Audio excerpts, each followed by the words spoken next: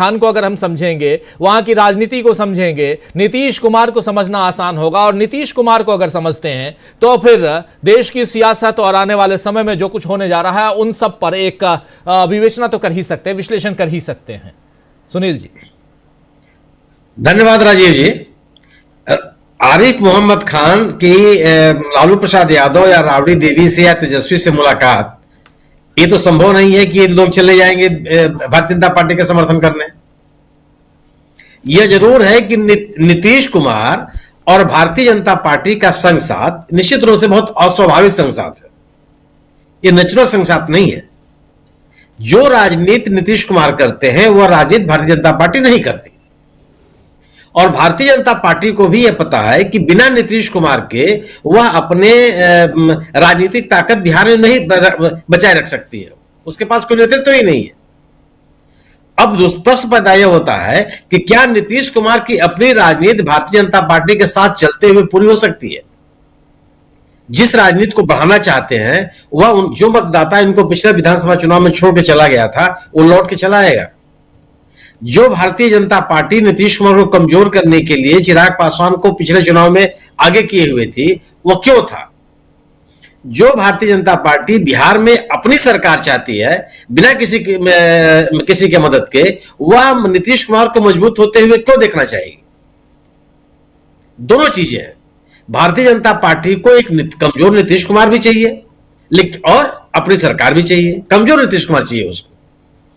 अब नीतीश कुमार को देखना है कि वह अपनी राजनीतिक ताकत के साथ वह इंडिया दल समूह या आरजेडी के साथ अपने को बढ़ाना चाहते हैं या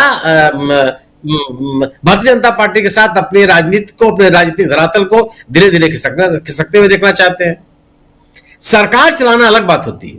ठीक है, सरकार आपने चला लिया, बहुत 5 साल तक कोई हल्ला गुल्ला नहीं मचा, लेकिन अब चुनाव में जा रहे हैं आप।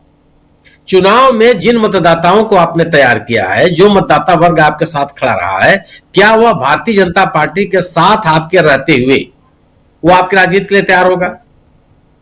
मैं अभी अयोध्या में जो बिरादरी है नीतीश कुमार जी की, उनके एक बड़ा सम्मेलन हुआ। उस सम्मेलन में हर राजनीतिक दल के लोग शामिल हुए। हर राजनीतिक दल से बीजेपी के लोग भी थे, कांग्रेस के लोग भी थे, समाजवादी पार्टी के लोग भी थे, और सब ने एक स्वर से कहा कि अगर हमारी बिरादरी का उम्मीदवार जिस पार्टी से आएगा हम उसका समर्थन करेंगे। अब ये सोचने की स्थिति है कि क्या यह राजनीति भारतीय जनता पार्टी की राजनीति के साथ परवान चढ़ पाएगी? नीतीश कुमार के सामने समस्या है। और नीतीश कुमार को चुनाव के मद्देनजर सरकार चलाने की स्थिति नहीं है। अब यह देखना है कि चुनाव के मद्देनजर वह कहां जाकर के टिकेंगे। क्या वो मैं दिल्ली में जाना, गृह मंत्री से न मिलना, प्रधानमंत्री से न मुलाकात होना, जेपी नड्डा से भी केवल फोन पे बात होना, क्या इसका मतलब है? भारतीय जनता पार्टी या नीतीश कुमार क्या संदेश देना चाहते हैं? और निश्चित ये तो तय है कि आज वैकल्पिक जो राजनीतिक ताकत है बिहार में वो आरजेडी की है। आरजेडी ने अपने आप को बढ़ाना शुरू किया है। आरजेडी के पास ये भी है कि जो अन्य पिछड़ों का जो राजनीतिक समीकरण है उसको ठीक कर लेती है तो भारतीय जनता पार्टी और नीतीश कुमार दोनों के लिए भारी पड़ेगी। और नीतीश कुमार भारतीय जनता पार्टी की सांप्रदायिकता की राजनीति, ध्रुवीकरण की राजनीति, हिंदुत्व की राजनीति, सनातन की राजनीति, वह उनके मतदाताओं के लिए मुफीद है या नहीं है?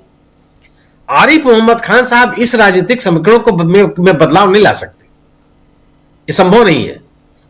या जो तेजस्वी यादव की जो आक्रामक राजनीति है नीतीश के खिलाफ या एनडीए के खिलाफ, उसमें कुछ सुधार थोड़े हो जाएगा।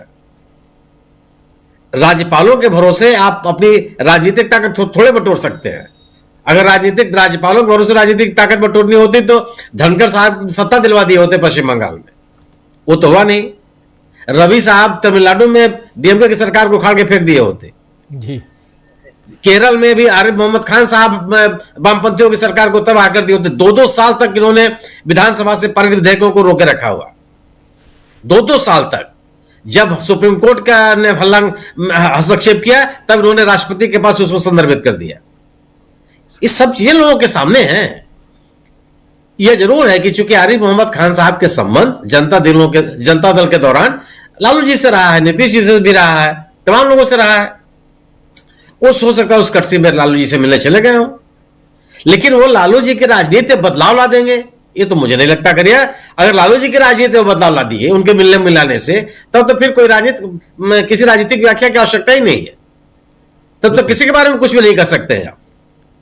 मेरा अपना मानना यह है कि जो राजनीति तेजस्वी यादव कर रहे हैं उस राजनीति के सामने एनडीए सरकार के इंडिया के सामने बड़ी चुनौती है। वह जो हिंदुत्व का भारतीय जनता पार्टी का नारा है वह इस सामाजिक समीकरण में कमजोर होगा। हिंदुत्व के नारे को बिहार के लोगों ने बहुत स्वीकार किया नहीं कभी, और गवर्नेंस के मुद्दे पर निश्चित रूप से नीतीश कुमार जी इस बार अपने सुशासन भाव का जो उनका भूमिका रही है उसकी व्याख्या वो नहीं कर पाएंगे। जितने मुद्दे हैं जिन मुद्दों पर नीतीश कुमार जी चुप रहे, चाहे वो बाबा साहब भीमराव अम्बेडकर का मसला हो, चाहे वो वक्फ रिपोर्ट का मसला हो, वक्फ बिल का मुद्दा हो, आज बिहार लोकसभा आयोग के छात्रों का जो सवाल हो, चाहे दलितों के मुद्दे हो, किसी मुद्दे पर नीतीश कुमार जी वो वोकल नहीं रहे, आक्रामक नहीं रहे। ये भी सही है कि भारतीय जनता पार्टी के पक्ष में भी नहीं बोला उन्होंने, और भारतीय जनता पार्टी के पक्ष में न बोलना भी एक राजनीतिक संकेत तो देता ही देता है। और नीतीश कुमार जी के बारे में आप कुछ कह नहीं सकते। नीतीश कुमार जी कल इंडिया छोड़ करके वो अगर इंडिया में चले जाए तो किसी को आश्चर्य नहीं होना चाहिए। यही नीतीश कुमार जी ने भारतीय जनता पार्टी का किस कदर विरोध किया था जब नरेंद्र मोदी जी भारतीय जनता पार्टी के केंद्र में आए। इन्होंने अपने आप को एनडीए से अलग किया। भारतीय जनता पार्टी के कार्य समिति की बैठक में मुख्यमंत्री के रूप में जो उन्होंने सम्मान भोज आयोजित किया था उसको रद्द कर दिया जी। इन्होंने ही, नीतीश कुमार जी ने ही पिछली बार एनडीए को छोड़ करके वो आरजेडी के साथ, कांग्रेस के साथ मिलकर उन्होंने महागठबंधन की सरकार बनाई।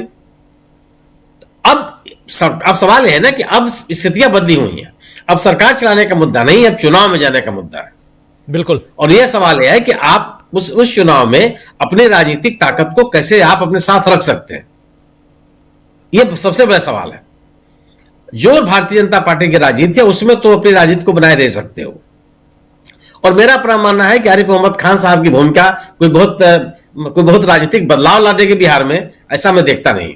जी जी।